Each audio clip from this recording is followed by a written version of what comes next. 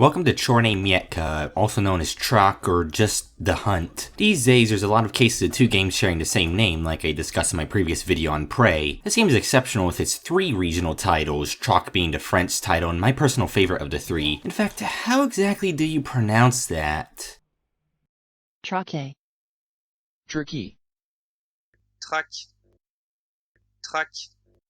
You know what, I'll just call it The Hunt instead, it saves a lot of retakes. The Hunt is unfortunately a title so generic that you have no chance of finding it without intensive binging with safe search off. After all, it's a Russian game that may or may not have released outside of Russia. Sources on that are hard to come by, secondhand, and contradictory, but it's absolutely certain that this game was never released in the UK or United States. Despite that extremely limited, if not non-existent, Western Hemisphere release, it did get official French and English translations. I wager a mere 10,000 or so people in the West have ever heard of this game, let alone played it. It's an extremely obscure game with both a lot to dislike and like about it, so it's my specialty. This is an exciting foray into territory I haven't delved into for a good while on my show. However, I'm doing a slightly different format for this video than usual, since The Hunt is a short game best experienced linearly, so buckle up. As for acquiring The Hunt, it's abandonware. There's no technically legal means of acquiring it, so you have to download it from somewhere or pursue a physical copy. For me, I acquired a French copy and needed to install an English patch to get it to run in English. Beyond that, it runs out of the box on Windows 10 with no need for any particular tweaks. Naturally, it defaults to the oh so common resolution of 2715 by 1527. What, you don't use that resolution? What a tech philistine you are. I've always wanted to say Philistine in all my videos. Well, speaking of resolutions, you may want to be careful about your DSR settings on Nvidia cards. The game refused to run when it was set to anything but what you see here. If you want to know why, I'm the wrong person to ask. Pin it on Russian Mystic Voodoo or something. Beyond that, there are some minor technical issues that are unfixable as far as I'm aware. To list off a couple of these things, the FOV isn't particularly good for a PC game, there's a mild head bob that's slightly annoying, and a lot of things take a weirdly long time to load the first time you use them in a play session. I'll elaborate on that later. It's overwhelmingly minor things, but there's no doubt they detract from the experience a little. So to summarize The Hunt, it's a horror-flavored first-person melee brawler, and you know what that means. That's right, it's time to talk about condemned criminal origins. This is highly relevant and important, I promise. If you just want me to get right to The Hunt, then skip to this timestamp on screen. Otherwise, let's hop into the thing that technically makes this video a double feature. Condemned is a 2005 first-person melee brawler made by Monolith, known for games like Fear and Blood. Condemned shoehorns you into the shoes of Gumshoe Ethan Thomas, solving a mystery about a vigilante shoe reel killer. The story is infamously poorly written. To compound that, the detective elements don't really shine through, and the game is insistent on making you stop in your tracks to listen to dialogue. However, what Condemned is known for is its intense, gritty horror atmosphere and up-close and personal combat. It's all about fighting off literal freakish mutant murder hobos. They formed their own economy and it only trades in blows. As in, like, physical blows. Blows exchanged between two husky men. Condemned is most renowned for its melee-focused combat. It's fairly decent, at least in concept. It isn't particularly mechanically deep. It's all about reading your enemies and timing both your attacks and blocks. There's a lot of weight behind your attacks, and while you can lay the hurt down on enemies, they can do the same back to you. Combat has a strong sense of tension due to your rather small health pool, the limited accessibility of healing, and the surprising scale of some fights. You're almost always up close and personal with these gross-looking men who have surprisingly good AI and well-animated and telegraphed attacks. Just about everything is dodgeable, except when they have a gun. Sometimes you get a gun yourself, though I feel like they're a bit too common. Despite that, the game is still largely a punchy first-person bum brawler. It has this unique, scrappy, desperate feel to it that few other games replicate, and I quite love that. But Condemned's combat is rough around the edges. The hit detection can be questionable, visual cues may not line up properly, and its rules are unclear at times. You'll think you timed your block properly, but your enemy's attacks just go straight through it. On the other hand, enemies can sometimes block faster than you can possibly react to. There's this abstract weapon stat system that the game seemingly expects you to memorize, and I was never sure how much these stats played into actual combat. This stat system basically requires you to make a spreadsheet if you want to figure out your ideal weapons. You also have the taser, which feels a bit cheap and game-breaking at times. I think it should have had limited ammo instead of being a borderline guaranteed instant kill with an 8-second recharge time. I suppose it equalizes some of the jankiness you'll fall victim to, so maybe it's balanced. The game suggests you use the taser to disarm enemies, but weirdly that actually makes them a lot more dangerous. Go figure. AI has average accuracy, huh? What does that mean? And about the movement speed, it's a common point of contention with Condemned. It actually works for the pacing of the game as it's obviously designed around it, but slowing to an almost complete stop on inclines and when you look up or down vertically, I hate that. Why did you deliberately program those two things into the game? Otherwise, the slow movement speed is quite pleasant, complements the combat, and rarely detracts from the experience as a whole. Like I said, the combat obviously has a lot of potential, but I find it ends up feeling frustrating and half broken sometimes. From all my previous playthroughs of Condemned, I gather what I consider to be my personal video game Sasquatch recording. Just count how many times something blatantly janks out in this clip I've been playing, and I think we can leave the combat at that. Beyond the combat, something about Condemned's horror is more effective than most. I previously commented that horror doesn't tend to get to me, but Condemned is one of the few games I've ever played where I was perpetually on edge. I think it's how grounded, pervasive, and consistent a lot of the horror feels. Not all of it, just the bulk of it. I simply can't buy into blatantly supernatural or sci-fi horror anymore. The vast emptiness of space on its own is a lot more terrifying than the possibility of space aliens or cosmic gods to me. Following from that, being attacked by a bunch of armed, bloodthirsty hobos in a dark alley is scary, because I can imagine that happening in real life. Of course, you'd need to win a psycho beatdown death lottery for that to happen to you. Condemned isn't exactly subtle with its horror, and is infamously among the first instances of a prominent video game featuring jump scares. It overplays them, to put it nicely, but they did a spectacular job giving the entire game a creeping feeling of mystery and dread. In addition, it's visually aged well, mostly in terms of lighting. Despite how brown and gray the game can be and how ugly it can be at a close look, both of these things work in its favor at times. It's intended to be a dark, grotesque, and grungy game, and they nailed it. The atmosphere is incredible here, almost one of a kind. Next to the combat, it's the primary reason to come back to Condemned. It does help that the sound design is overwhelmingly good and greatly contributes to the dread and paranoia. The PC port is slightly broken and missing sounds in some places, but that thankfully only crops up a select few times.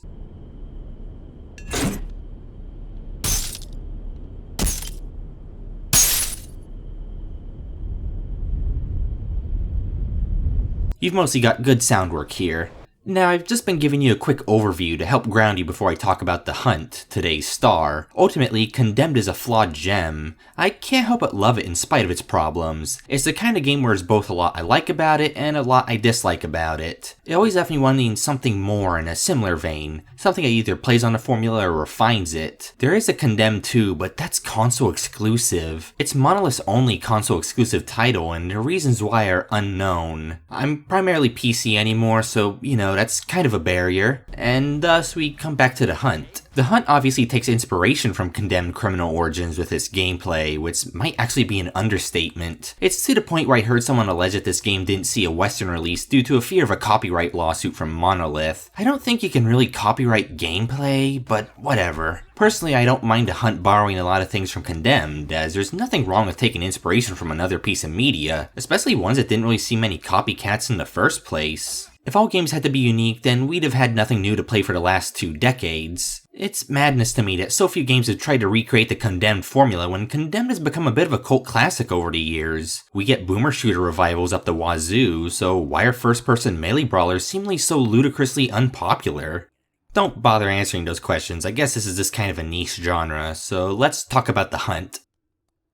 It starts off with a somewhat long car cinematic you have no control over, where you're driving to your apartment at night listening to a radio talk show. This intro level is actually fairly well detailed, and it's not even the best level in the game visually. It's a shame that most of these signs didn't get translated with the English patch though. Anyone want to take a stab at any of these? Though I immediately noticed the differences between the subtitles and the actual dialogue, and the fact that a less depressed Droopy is guest starring in this radio show. I think there's no definite answer concerning this issue. Yes, of course, we've coped with the great grief. Our life has become more interesting in general.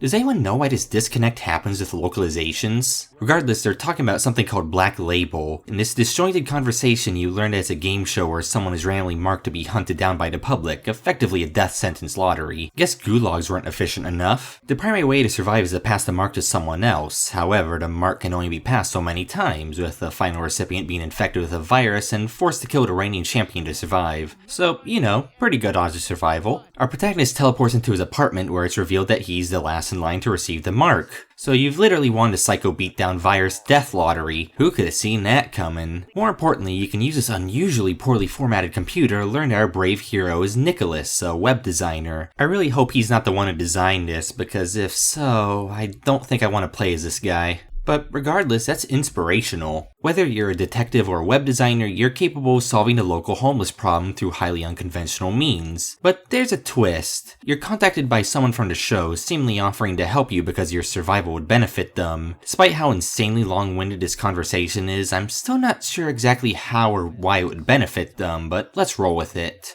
No, for real, there's already hunters on you, so you gotta get rolling. While this chase scene slowly plays out, because Nicholas is in no hurry, I want to talk a bit more about the premise. It's definitely a better premise than Condemned, which I think has a pretty bad story. I like the Hunt's idea of a manhunt game show, but it also doesn't really make too much sense at a glance. It's not clear how or why this is allowed to run. Usually fictional worlds of this kind of thing have a justification for it. It might be overpopulation, since that's very momentarily brought up in the intro, but they give a lot more time in the spotlight to some terrorist attacks are never elaborated on further, so this game is incredibly sparse on details to start off with. To spice this video up a little, I'll talk more about the story as I go through the game. By the way, I want to mention that I like these comic book style intermissions. These will be present throughout the rest of the game. They're fairly well drawn and are oddly effective at setting the game's mood. They're mostly used for area transitions and only a few actually contain anything plot relevant. Still, a decent handful of them, especially in early game, have genuine atmosphere. That's impressive. Beyond that, I also like this cutscene.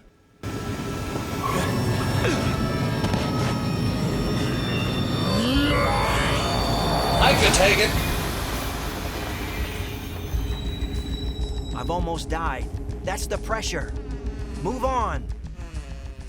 There's a weapon at the end of this chase, so now I can get into the meat of the gameplay. Combat is strongly melee focused. You have a simple melee swing that you can momentarily hold to perform a power attack, and a block capable of parrying enemies. Your foes are generally restricted to melee too, where their moves are unpredictable but telegraphed, so they're remarkably fair. Part of the fun of this game, as with Condemned, is adapting to the enemy movesets. Once you know the general movesets well, you can trounce them in pretty satisfying ways. Most enemies in this game fight similarly, but I do think there are some minor differences between each enemy gang. Get the feel of them, and you'll be giving these aggressive panhandlers some aggressive manhandlings. The hunt gets two big things right for me, and it's that all damage is avoidable, and no enemies ever take an unreasonable amount of punishment to kill. The hunt's melee combat fundamentally works, though I definitely look like a klutz in my footage.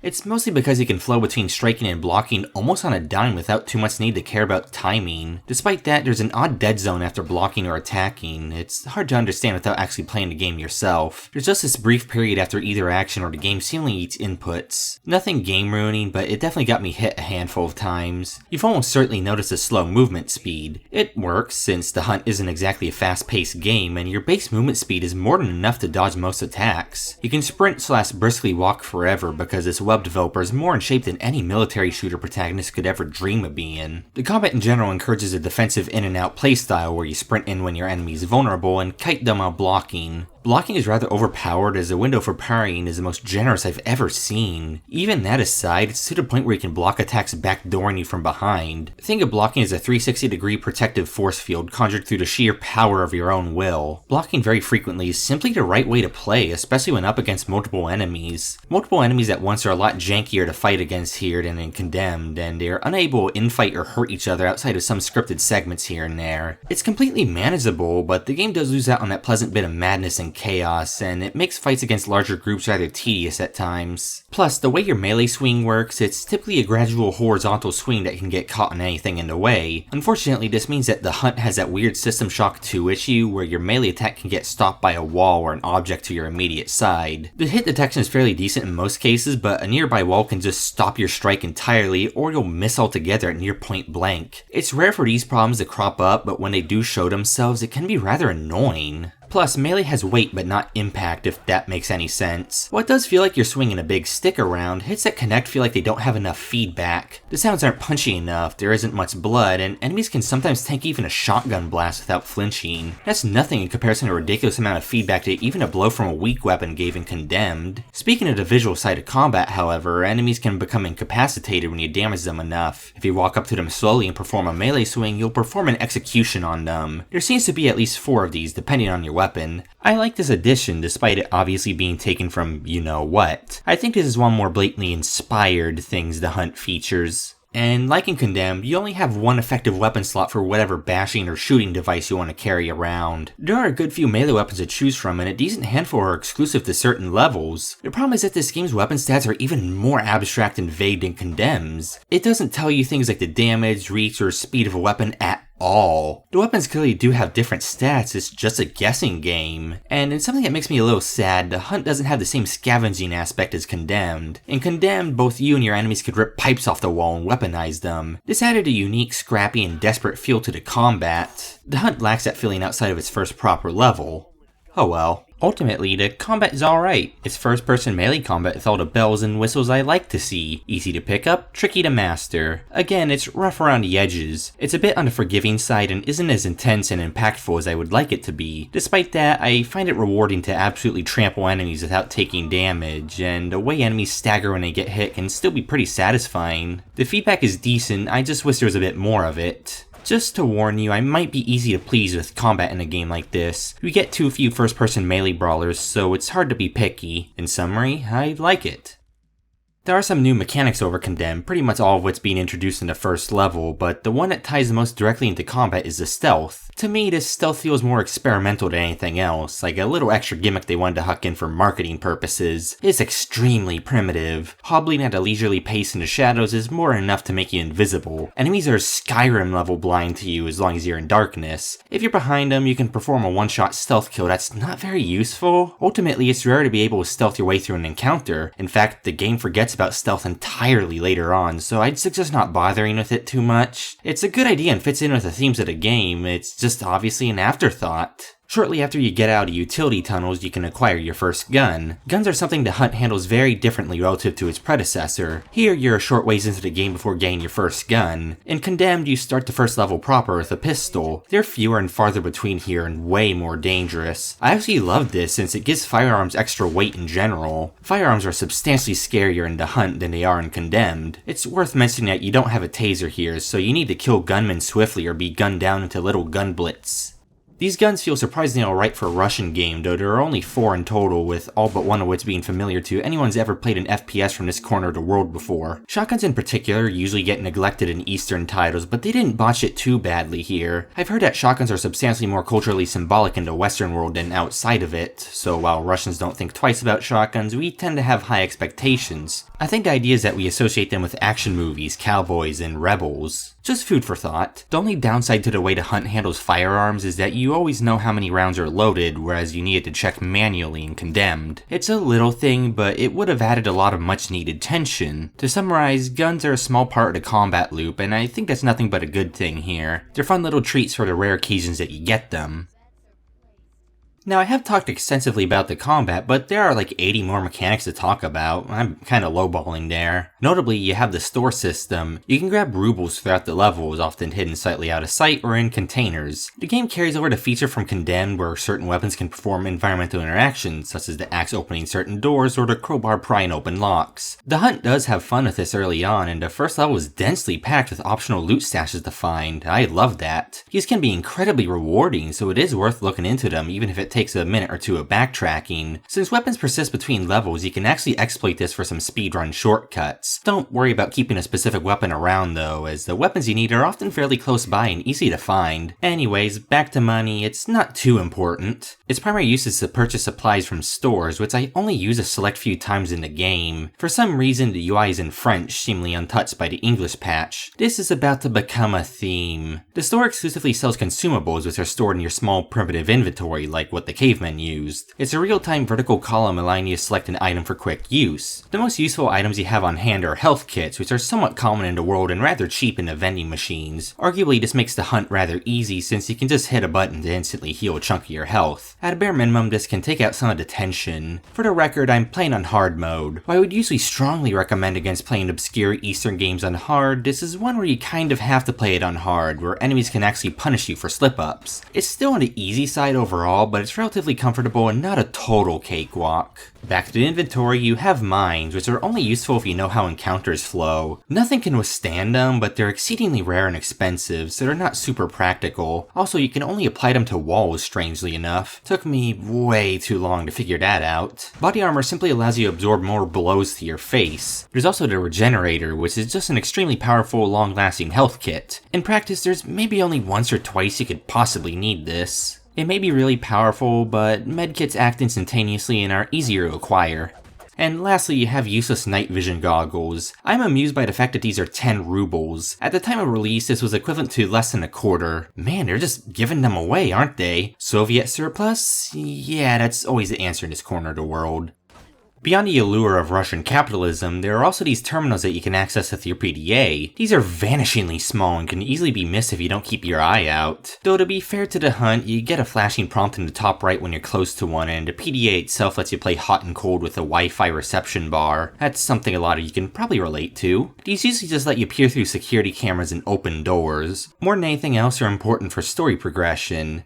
Finally, you have this strange betting mechanic where you can pay to accept challenges and receive a multiplicative return should you complete it. I didn't really engage with it because I can't read French, and my ancestors weren't French enough to pass that knowledge down to me. Though I guess you never know how many Frenchmen are inside of you at any given time. Well, thankfully, the challenge is properly translated into English on your PDA. Most challenges are about performing consecutive stealth kills, but I saw a couple relating to killing enemies without taking damage or scoring kills with blows to the head. It's worthwhile to quick save, take the bet to see what it is, and then reload if you don't think it's worth the time or effort. Just like how betting works in real life. By the way, the first time you use a terminal, store, or betting station in a play session, it takes about 20 to 30 seconds to load them up. It may look like the game has crashed, but just give it a moment. It's processing a lot of information overlaying a JPEG onto the screen. It doesn't do it again afterwards in the play session. I really don't understand why the game chugs so hard loading UI overlays. Maybe there's some kind of unskippable intro video that's supposed to play and it's just bugged? I have no clue. I'm genuinely curious about this, so if you have a better theory, leave it as a comment below. Back to the story, you're apparently meeting up with an anti-game show terrorist group so that they can cure you of the virus you somehow got by being marked. Yes, an anti-game show terrorist organization, spearheaded by a guy who looks vaguely like Hosto Gatto. The eye patch crew here tries to cure your virus, but it doesn't work, so they just tell you to pull yourself up by your bootstraps and win the game show. Hope I get the $1,000,000. Now it's onto the mystifying man-eater mausoleum underneath this misplaced Muscovite ministry. I'm mostly skipping the cannibal catacombs. It's dark, cramped, and while it does have some surprisingly good tension and atmosphere, it's still a tunnel level, so... Now, this plot so far is adventurous and all, but it's another problem with the hunt not elaborating much on the history of this world. Sure, you get a bunch of quick write-ups about the titular game show, Black Label, but that's borderline it. In fact, unless it's secreted away, there isn't much juicy world building throughout this game. This is one of those cases where I'm more interested in the backstory of how things grew to be this way. It's obviously not too far removed from our own world, so what happened? Why do you just have cannibals and killer clowns hanging around not far from civilized society? Is society arguably even civilized anymore? Well, you have to be civilized to some extent if our protagonist is a web designer. There's still internet and a need for people who make websites. Seriously, what's happening?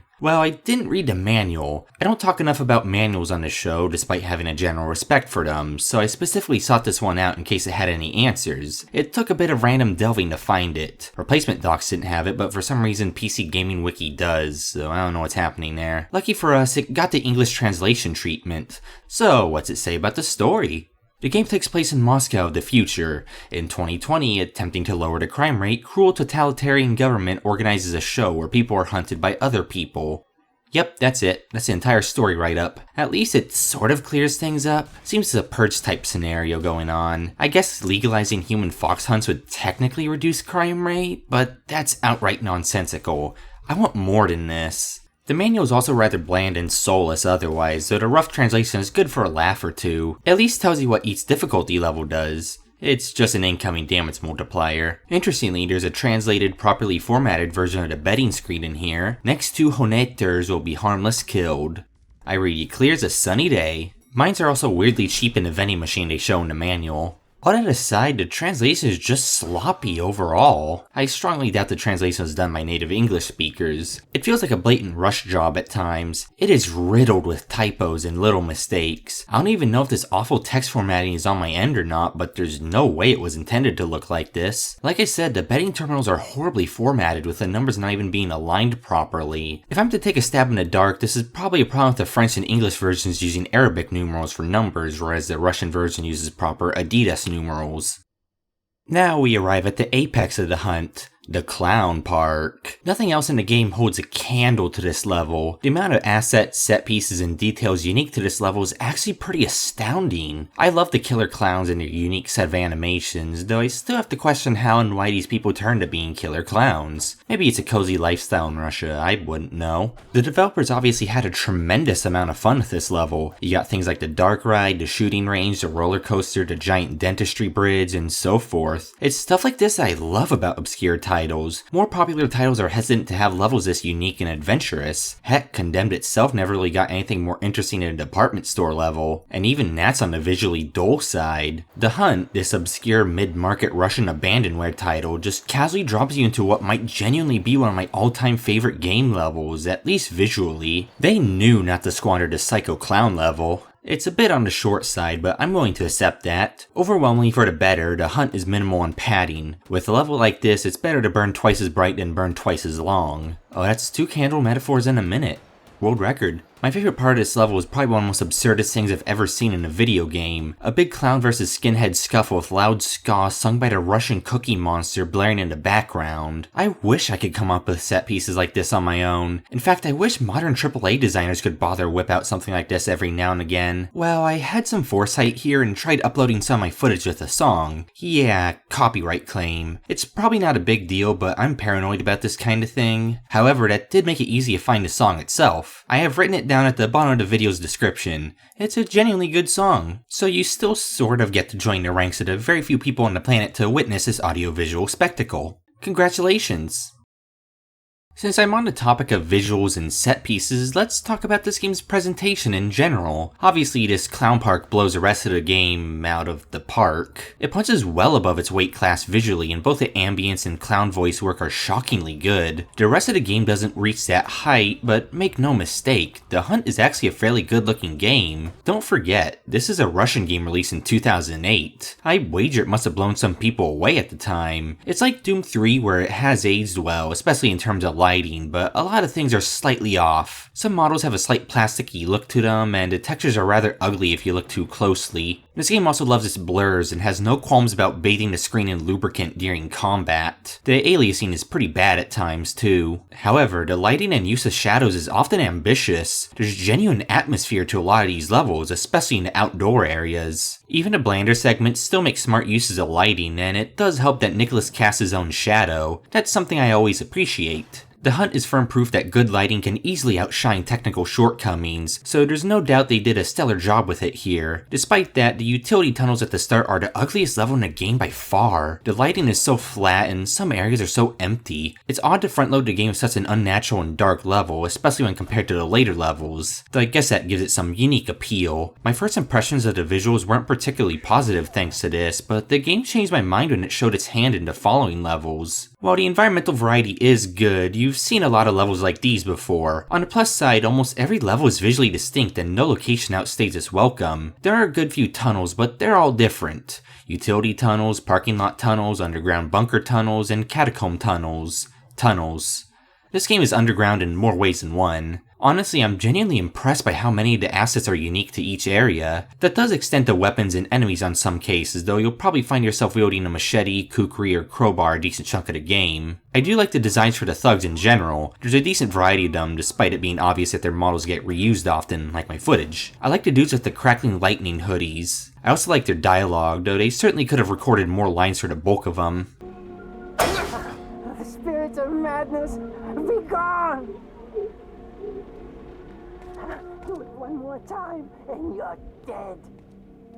And I'm also impressed by how many things in this game are interactable, from lockers to breakable shelves to computers to glass. There's tons of physics objects in this game. The Hunt does environmental interactions better than most big budget titles released over a decade down the line. Jumping back to what I said about unnaturality, is that a word? The connections between areas and the time of day both flow like a dream. You enter a cathedral at night and end up in a cave full of cannibals. You exit that cave and end up in an amusement park in the morning. Then you take a random ladder out of that amusement park into a military bunker at night. Just saying, but the virus our hero allegedly has was supposed to kill him in a day. I'll pick up from there in a minute. What I'm saying is, this game has an underlying dreamy feel to it that I don't think was intentional, but I quite adore it. The Hunt ultimately isn't mind-blowing visually, especially by today's standards, but it has aged quite well, and it's clear a lot of love was put into most environments and set pieces. I'll take that over passionless 4K graphics and simulated horse testes any day. The sound work needs a quick mention. The Hunt has a minimal soundtrack, a couple proper songs, and a fairly generic techno beat for combat that's burned into my brain in a bad way. However, every level has unique ambience. This ambience is alright, gets the job done, and contributes greatly to the mood at its heights. Not too much more to say about it. Plus, I already mentioned how the combat can sound sterile. A lot of the sound effects they use are very stock, and blows often don't sound like they have much weight behind them.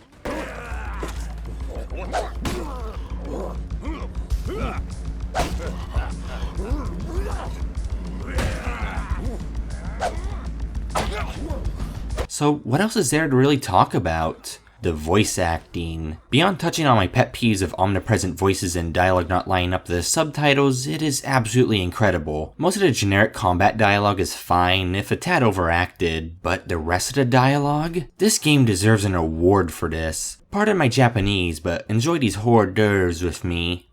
Fillet it, gut it, put some pepper on it, pickle it, bake it, braise it, or go a simple way and just chop it into little pieces. My ears are ringing from this roar. Mine usually ring when I'm drunk as a skunk. That's right, man.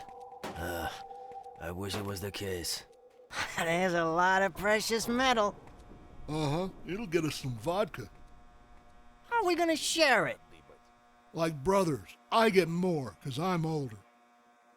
And what if somebody finds this place? So what? Smash his face, that's all. It says here 5,000 volts. Is that a lot? Nah, your coat won't even have burns on it. Oh, yes. Killed another one. It seems you're not that womanly after all. I respect that resolve. Well, I'll do everything in my powers to reunite two old friends. In hell. We know you're in there. Get yourself up!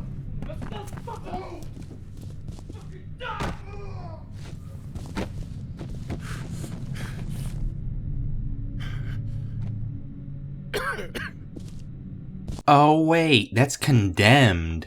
Oops. Well, that all speaks for itself. Let's move along.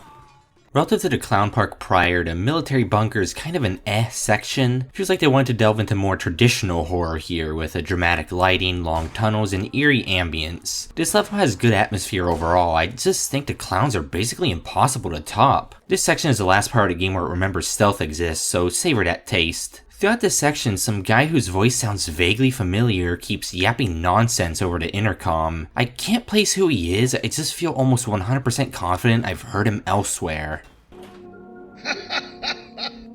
Kamalov is already here. You're great, you know. You've chosen a great place to die.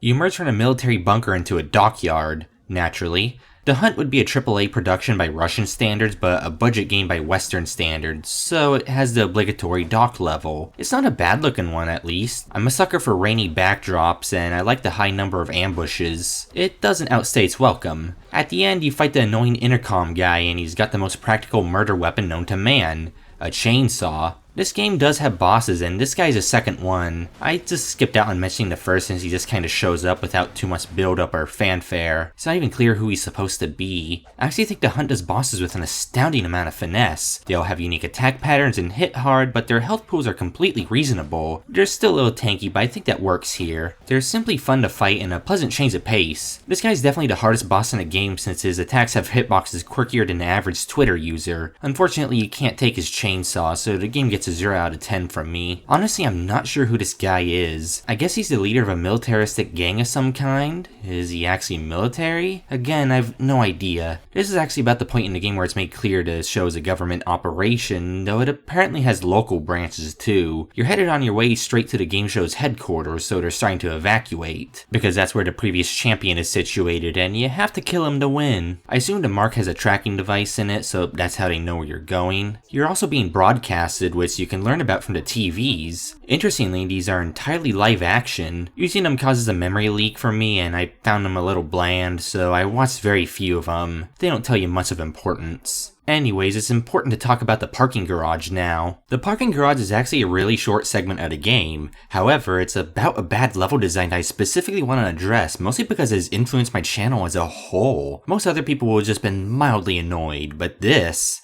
caused me to attain level design nirvana. If you followed my channel up to this point, you may know I've coined an acronym, HEP, short for Horrible Environmental Puzzles. Well, this parking garage is exactly where I came up with the term back when I first played this game a while back. Yes, this is my second playthrough of this game. I do kinda like it. Okay, so put yourself in my shoes here. You enter this parking garage unclear on exactly what you should be doing. Where's your eye immediately drawn to? Well, probably the office over there, so you go in there and find some goodies like a shotgun, axe, and a lighter. When I originally played, I assumed a lighter is an alternative to the flashlight, but I couldn't figure out how to use it. There's a door nearby that you can break down with the axe. Doesn't seem to be anything of any immediate note in here. Well, actually, if you look down, you may notice the oiled rags, another brand new pickup. Unfortunately for me, I missed these originally and just assumed the room was an annoying bit of misdirection. It's not clear where you have to go, all pathways seem blocked, there are no obfuscated buttons in the office or anything like that, and there aren't any control panels nearby. So what's the solution to this puzzle, in 1,000 quotes? Well, you have to head over to this one specific car without much obviously distinguishing it and notice that the gas tank is open. So now you have to look precisely at it and use it. You'll stick an oiled rag inside and set it on fire with a lighter in a canned animation. The car blows up after a short delay, setting off the fire alarm and allowing you to proceed. I mean, I get the logic here. After some meandering, I did end up solving it without a walkthrough. The problem is that this puzzle miserably fails to establish itself since our voice protagonist says nothing about his plan. Unlike most other HEPs on my channel which come from games with silent protagonists, The Hunt has a narrative gameplay advantage of a voice protagonist, and much to its shame, it doesn't utilize it to its advantage at all. It kinda makes it a bit more inexcusable in my mind. In fact, I wouldn't have dedicated so much time to this if Nicholas would have just said something like, "I should start a gas fire to lift the lockdown." Anything, even if it's super on the nose. It's a bit of a hunt down the Freeman problem with the game expecting you to be able to read its protagonist's mind, but you literally already have the means of conveying what the protagonist is thinking to the audience. He does drop a weak one-liner afterwards though, so at least they had their priorities straight. None of the puzzle elements here were introduced prior, nor were there any puzzles like it up to this point. Can I even call this a puzzle? You basically just grab two miscellaneous items and then interact with a specific spot in the room. It's the first and only time you need something other than weapons, keys, or keycards to proceed. No matter how you slice it, this is just rather dumb and out of place. Anyways, I guess it's spoilers from this point onward. The game actually does whip up a handful of fun things in these last couple levels, so I will be showing them in addition to the ending. Skip to the timestamp on screen to avoid spoilers. Are you good? Are you bad? Well, it doesn't matter. It's time to beat up some goth ninjas.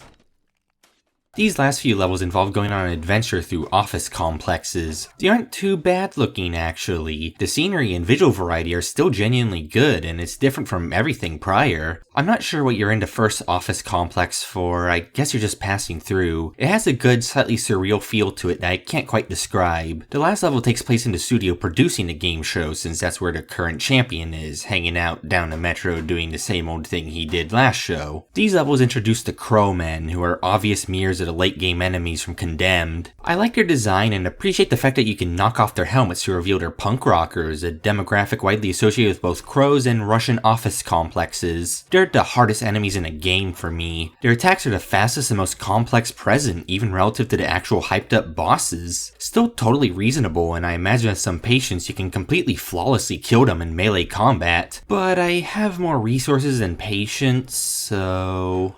You generally have no choice but to engage them in melee, but I guess you can sometimes save some buckshot or a mine for them. Unfortunately, there are no blank rounds in this game, which are the traditional weakness of Crowmen. By the way, the Crowmen have a unique melee weapon in the form of dual sickles. Yeah, you get to use these puppies, but not the chainsaw from earlier. These behave very differently from any other melee weapon with their incredibly awkward double slash attack and awful damage output. They're almost unusable actually, and are stomped to the curb by literally every other weapon in the game, even a pistol whip. I appreciate the wasted effort though. Now we're in the final stretch, and the game has one last new enemy type to introduce. Yeah, in literally the last 5 minutes of the game, you get a new enemy type. These guys are Russian SWAT or something, maybe space aliens, I'm not sure. Whatever they are, they have the AKSU, which is the most powerful gun in the game. They can easily wreck you if you don't take them down quickly. In fact, the first encounter with them is almost impossible if you don't set a mine or two in advance. Outside of gathering extra footage, this is the only time in the game I needed to use mines. After that big ol' scuffle, we must now face the final boss, the previous champion. Using this door teleports you onto the other side where he beats you up and somehow steals your weapon. Don't worry, there's a convenient fire axe nearby. He has 2 phases, and his first phase is genuinely difficult. Here he's fast, unparryable, and hits harder than a firearm. He actually kinda chews through my health kits, though he's still far from being unfair. But once he reaches half health, he does this weird thing where he drops his weapons and just goes for punches. He was roughing me up pretty good, so why does he think he'll do better with just his fists? I flawlessly take down his second phase because it's just incomprehensibly easier. You beat him and get a hard cut to the ending. It reveals that the whole thing was effectively a setup. Nicholas had a bomb planted inside of him rather than a virus, though both of those things are on the long list of things I wouldn't want inside of me. Ultimately, our protagonist was a ploy for this OC looking guy to take over the show, because it's now doing very well and the chairman is elsewhere? I'm not at all sure how this plan works. Why would you be able to take over a business because the chairman is on vacation? But uh-oh, the chairman actually stuck around to watch the show, so he has Hostel Gato detained so he can spare a paragon of a hero.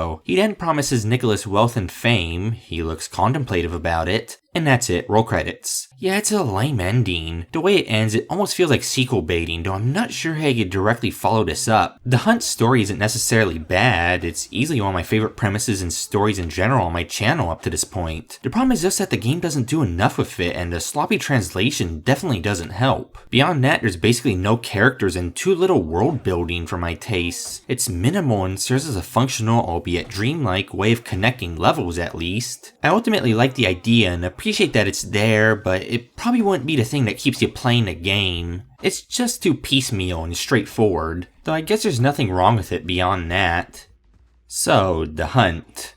I'd say it's worth a go. Unless you've skipped through this video, I've walked you through the whole thing at this point and arguably ruined a lot of its surprises. Though to be fair, it's hard not to stumble upon footage or screenshots of the clown level when you look this game up. I wanted to keep that a secret, but how could I? Even so, the gameplay is promising. There are a good few ways it could be refined, but if you're really hungry for something like Condemned, you're in luck. If Condemned's combat is analogous to nice, fancy, creamy mac and cheese, then The Hunt's combat is like a box of Kraft mac and cheese. Not quite as good, but it can still scratch the same itch. Unlike with mac and cheese, however, when you're talking about first-person melee brawlers, beggars can't be choosers. There is one final thing I haven't specifically elaborated on up to this point. The Hunt is only about 3 hours long. You can reasonably beat this in a sitting or two, and that's almost a shame. However, The Hunt wastes very little of your time. It features a mere tiny fraction of the time-wasting fluff the average AAA title has today. Genuinely impressive, it's a rare case of a Russian game taking a quality over quantity approach. Of all the games I've covered, The Hunt is among the titles I would recommend the most. It's an entertaining romp wrapped up in a shopping list of minor issues. Many of those issues are minute, though others may be hard to get past. If you're expecting a better version of Condemned, then I'd suggest you taper your expectations. It's an imitation made by a studio with probably half the funds and experience, but you know what they say. Imitation is the sincerest form of flattery. I ultimately enjoy it in spite of its glaring flaws, much like I do with the original Condemned. If you're particularly fond of first-person melee combat and or janky Russian games, I highly recommend you give The Hunt a whirl. I can't help but imagine that there's a lot of overlap between those two demographics anyways.